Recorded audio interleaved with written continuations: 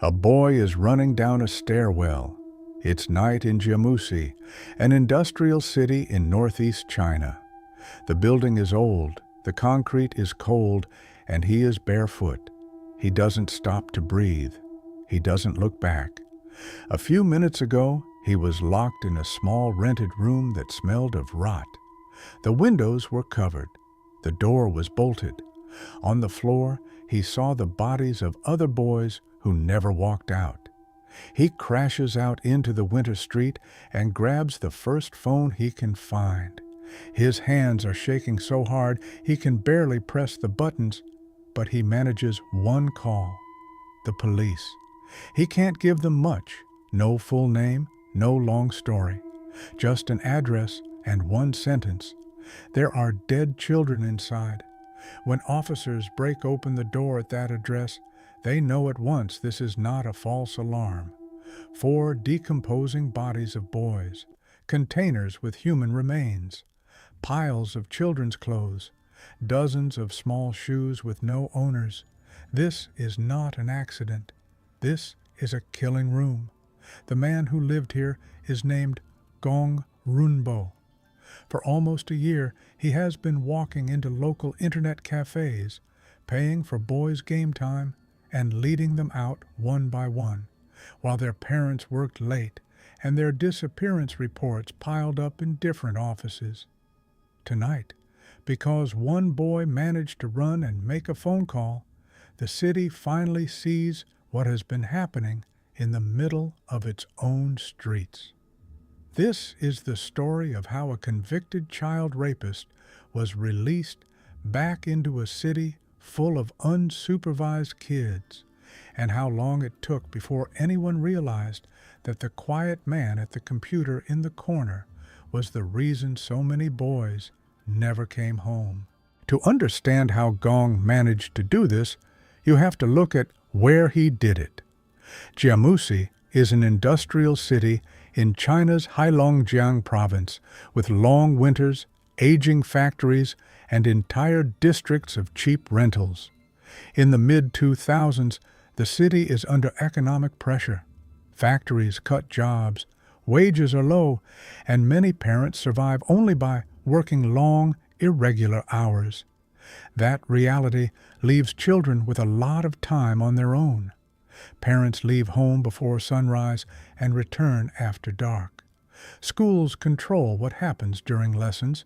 After that, many boys move into a different world: streets, friends' apartments, and above all, internet cafes. Internet cafes are everywhere. Smoky rooms filled with rows of old computers, humming fans, and fluorescent lights.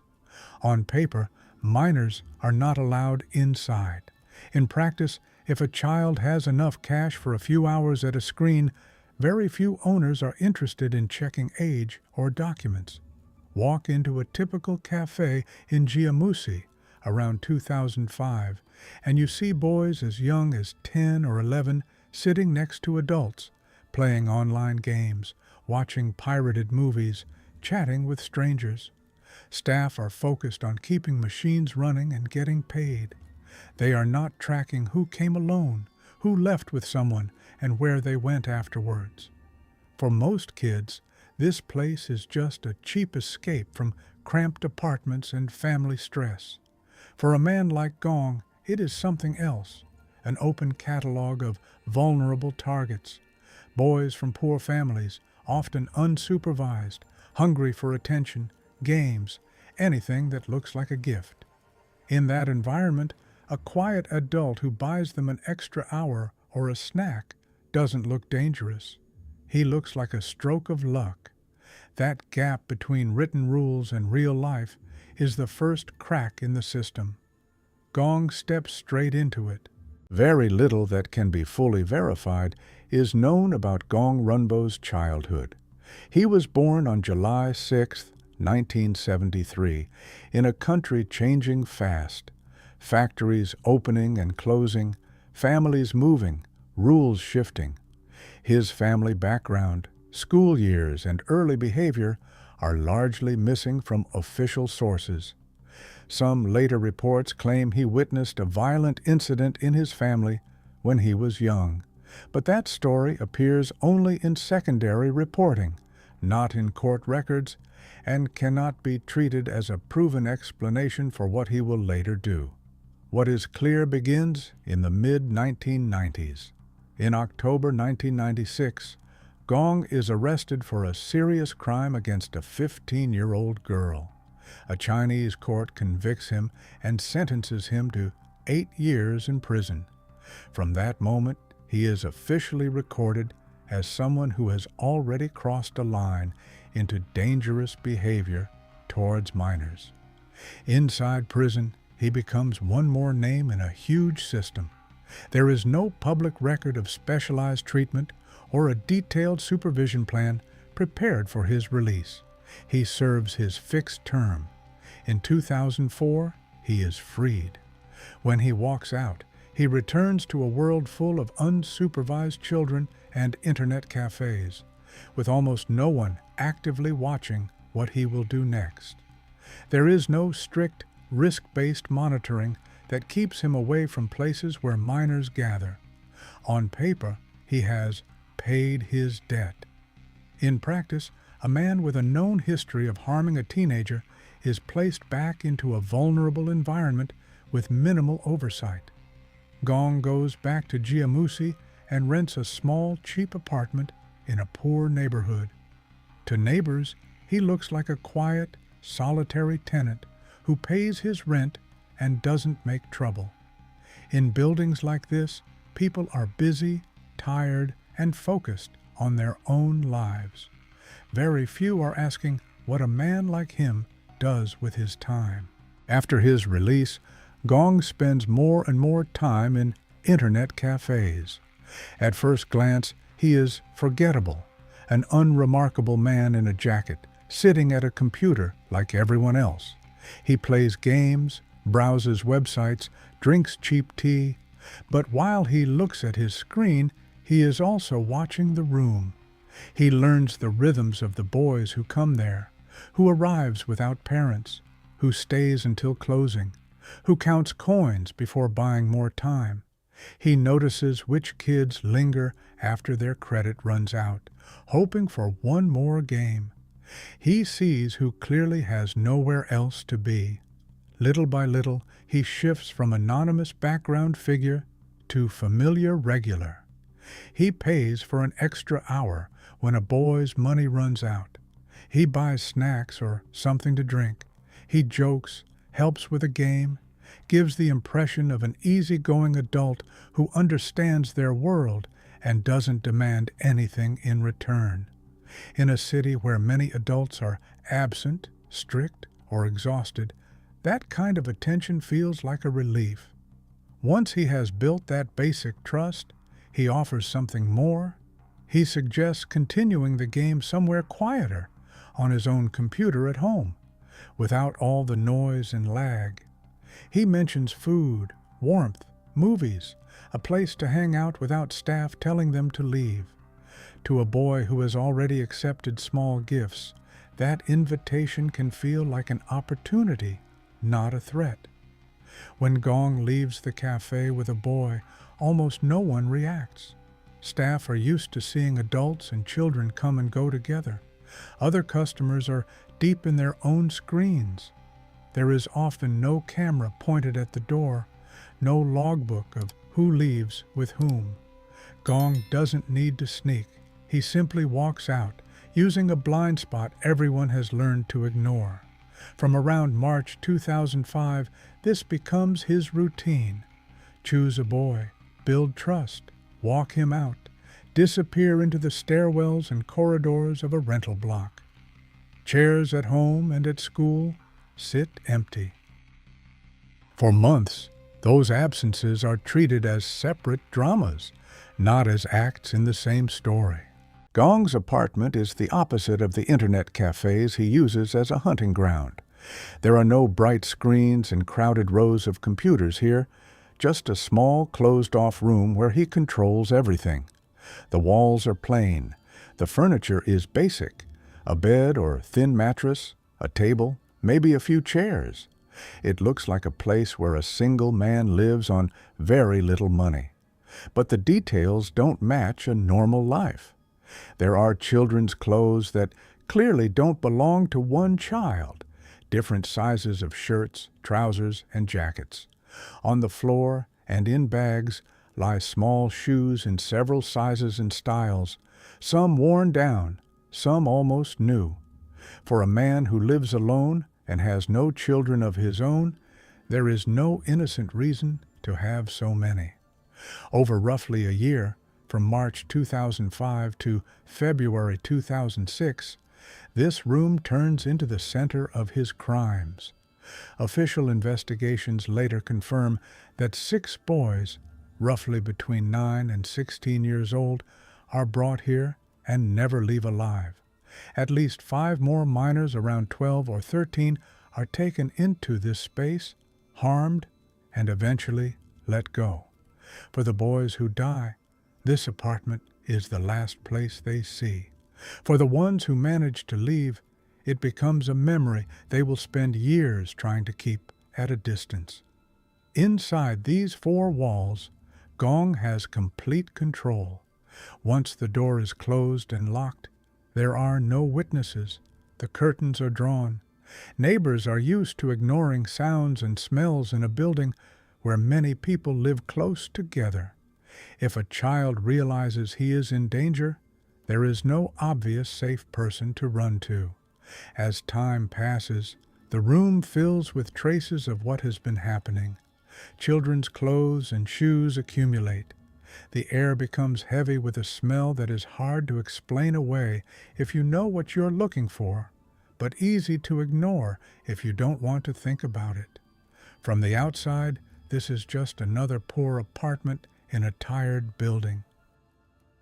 From the inside, it is the last stop for a series of boys whose families are still searching for them. While Gong moves between the cafe and his apartment, families across Jiamusi begin to live a shared nightmare. A son goes out to school, to a friend's house, or to an internet cafe, and does not come home. At first, there are attempts at normal explanations. He lost track of time. He is staying with relatives. He is angry and needs to cool off. Parents call friends, walk the neighborhood, check the usual places. When hours turn into a night, and then into days, those explanations crumble. Parents go to the police. They bring photographs, describe what their son was wearing, hand over school records. Some officers act quickly and start basic searches. Others, overwhelmed with many cases, may treat a missing teenage boy as a possible runaway who will come back when he wants. Each case is logged. Each file is real. But the files end up in different drawers, different desks, different stations. One unit deals with one missing boy, another unit deals with another. Schools register empty seats, but they have limited power to demand large-scale action. Families feel that what is happening to them is huge. On paper, it risks becoming just another report in a stack. Some parents go back to internet cafes, asking staff if they remember seeing their son. Sometimes staff do. Yes, the boy was here. Yes, he played for a while. Yes, he left with a man who comes here often. But that information stays at the level of individual conversations. It does not automatically trigger an alert in a broader system. The law that should keep minors out of these cafes exists, but is not enforced with real teeth. The fact that a convicted child rapist lives in the area is not being actively cross-checked against places where children gather. The warnings are there, separate, faint, and scattered. No one is yet putting them together into a clear picture of ongoing danger. For Gong, every delay, every maybe he ran away, every missed connection is another opportunity. The longer the system sees these disappearances as isolated incidents, the longer he can keep walking boys out of cafes and into his apartment without anyone knocking on his door. That pattern continues until late February 2006, when one boy changes everything. Like others before him, he is approached around an internet cafe. The offer is familiar: more games, food, warmth, a place to relax. He follows Gong to the apartment, not knowing that other boys have already died there. Inside, something is different. Perhaps Gong makes a mistake. Perhaps the boy's fear sharpens his focus. At some point, he finds a moment where the lock is not secure, the path to the door is clear, or Gong is distracted. He takes that moment. He gets to the door, forces it open, and runs down the stairs, away from the smell, away from the darkness, away from the man who lured him there. Many victims of sexual violence struggle to speak about what has happened to them. Shame, fear, and confusion can silence even adults. This boy, however, does something decisive. He picks up a phone and calls the police. He gives them the address. He tells them there are dead children inside. For the officers who respond, this is no longer a vague missing person concern or a second-hand rumor. It is a direct allegation tied to a specific place. When they force open the door, the crime scene they find leaves no space for doubt. 4 decomposing bodies of boys, containers with what appear to be human bones, around 28 pairs of children's shoes, and other clothing items with no obvious living owners. The apartment is sealed as a major crime scene. Forensic teams are summoned. At the same time, missing child files from the past year are pulled and cross-checked. The pattern that has been slowly forming in reality now appears on paper. Multiple boys of similar age disappearing in the same city over roughly the same period, and a single apartment containing the remains of children. Gong is not in the apartment when the police arrive, but investigators already know from the boy and from local knowledge where he spends most of his time. Officers go to the nearest internet cafes and look for the quiet man who is always there. They find him at a computer, doing what he has done countless times before, blending into a crowd of screens and noise. This time, he does not get to finish his game. He is arrested and taken away under the eyes of other customers who suddenly realize that the man they barely noticed may be responsible for the empty seats in some classrooms and at some dinner tables. With Gong under arrest and the apartment sealed, investigators face 2 of the hardest tasks in any case: identifying the dead and dealing with the living. Forensic teams begin a careful process of cataloging everything in the room: bodies, bones, clothing, shoes, personal items.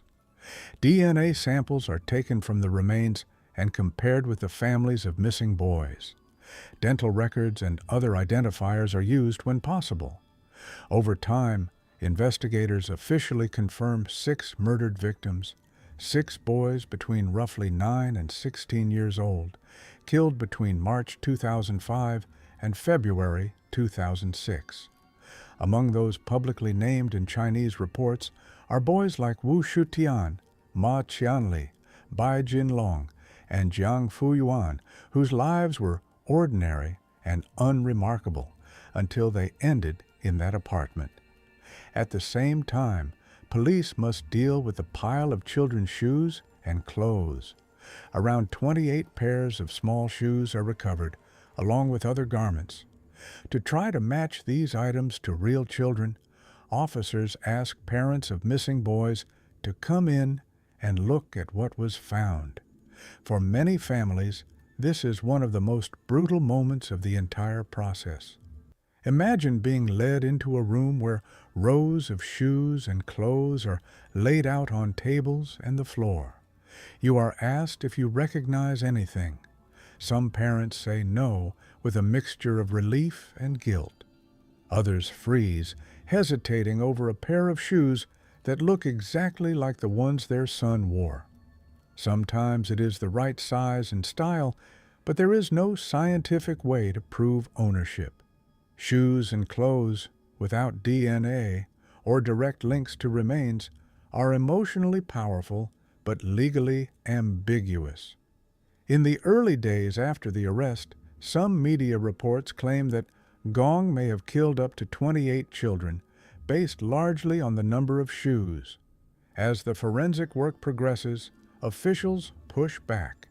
They state that DNA and available evidence confirm 6 murdered victims and at least 5 additional minors who were abused and released. There is, they say, no proof solid enough to officially support a higher number. For families whose children disappeared and were never found, this explanation does not bring peace. On paper, the total is 6. In their minds, the number is a question mark.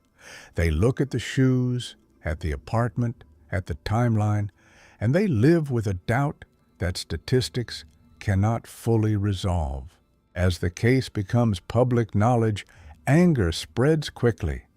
People are horrified by the crimes themselves, but just as shocked by the path that led to them.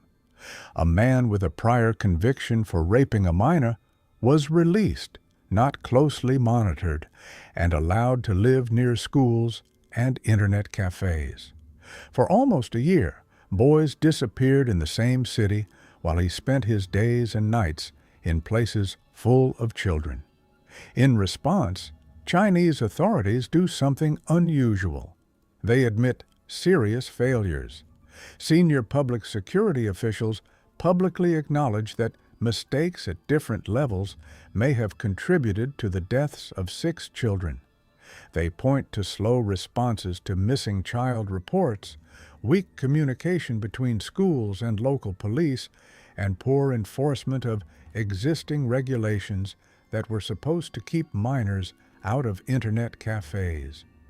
One senior official states bluntly that 6 children may have died because of the system's own failings.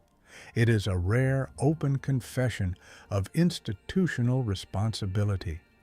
For some observers, it is a sign that the state is willing to face hard truths. For the families of the victims, it confirms something they have felt from the beginning, that their children did not only fall into the hands of one man, but also through the gaps in a structure that was supposed to protect them. Authorities order immediate crackdowns. Internet cafes are inspected. Owners are warned or punished for allowing minors to stay. Schools are told to report unexplained absences more aggressively. Police are instructed to review unsolved missing child cases and to tighten procedures for tracking high-risk offenders after their release. Officially, the message is clear. This must not happen again. But these measures come late for the boys whose lives ended in Gong's apartment. They arrive after parents have spent nights walking the streets, after they have been called to look at shoes on tables and floors, after they have buried their children or faced the fact that their bodies may never be found. For those families, the new rules are important, but they are also a reminder of how different things might have been if the old rules had been properly enforced in time. When Gong's case reaches court, there is no real doubt about the outcome. By this point, investigators have the remains from his apartment, the forensic reports, the testimonies of boys who survived, and the pattern of missing children that matches the period when he was active. The Intermediate People's Court in Jimusi does not have to guess what happened. It has to put it into legal language. In the courtroom, Gong does not try to reinvent himself. There are no dramatic speeches or attempts to turn the case into a spectacle. Reports indicate that he admits what he did and does not appeal his sentence. The trial is less about discovering new facts and more about formally recognizing what the evidence already shows. The court finds him guilty of causing the deaths of 6 boys and of committing serious offenses against several other minors. It sentences him to death and orders him to pay financial compensation to the families of his victims. On paper, that compensation is part of the state's response. In reality, everyone understands that no payment can balance what was taken. For the families, the only part of the judgment that really matters is that he will never walk free again. For the state, the trial fixes the official version of the case: 6 boys killed, at least 5 others harmed and released, a chain of institutional failures, and in the end, the harshest possible punishment. On December 31st, 2006, the sentence is carried out. In Heilongjiang province, at the age of 33, Gong Runbo is executed, reportedly by a gunshot to the head. The man who once sat anonymously in internet cafes, quietly paying for boys' games, is gone. For the authorities, this execution closes the legal file. They can now point to a clear line: crime, investigation, confession, conviction, punishment. The state has responded with its harshest tool. Newspapers carry brief reports. For many people who only followed the case from a distance, the story now feels finished. For the families of the victims, there is no clean sense of closure. Some may feel a hard, cold relief that the man who harmed their children will never harm anyone again. Others may feel that his death changes nothing essential. The day their child disappeared, the day they saw the inside of that apartment, the day they recognized a piece of clothing, those are the dates that split their lives into before and after. The date of his execution is almost an afterthought by comparison. Execution ends Gong's life. It does not erase the structural weaknesses that allowed him to act for so long. It does not erase the fact that a man with a known history of sexual violence was able to spend months in rooms full of unsupervised children without raising a serious alarm. In the years that follow, Gong's name does not become globally famous, but his case remains a reference point inside China. For officials, it is an example of why regulations must be enforced, not just written. For parents and teachers, it is a reminder of how quickly a gap in supervision can be exploited. The case exposes how fragile protection can be when it relies on rules that are not actually applied. A regulation banning minors from internet cafes meant little when owners ignored it, and inspections were rare. A prison term meant little when a known child rapist was released without strong, tailored supervision. Missing child reports meant little when they sat in separate files, unconnected. It also shows that predators do not need extraordinary skills to cause extraordinary harm. Gong did not use advanced technology or complex disguises. He used simple, predictable weaknesses: poor families, overworked parents, busy staff, fragmented institutions. He positioned himself where the system least expected to find danger: in public, in plain sight. For many people who learn about this case, it changes how they look at everyday scenes. A man spending unusual amounts of time with children who are not his own. A group of kids regularly left alone in adult spaces. A missing child report treated as routine. Each of these things on its own might be nothing. Together, they can be the first signs of a pattern no one wants to see. The story of Gong Runbo is not told to turn him into a central figure. It is told to expose how easily someone like him can move through ordinary spaces when systems and people fail to join the dots. He did not stand out in crowds. He did not announce himself as a threat.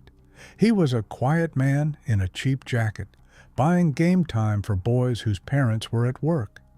That is what makes this case so unsettling. It shows that real safety is not just about having laws and punishments on the books.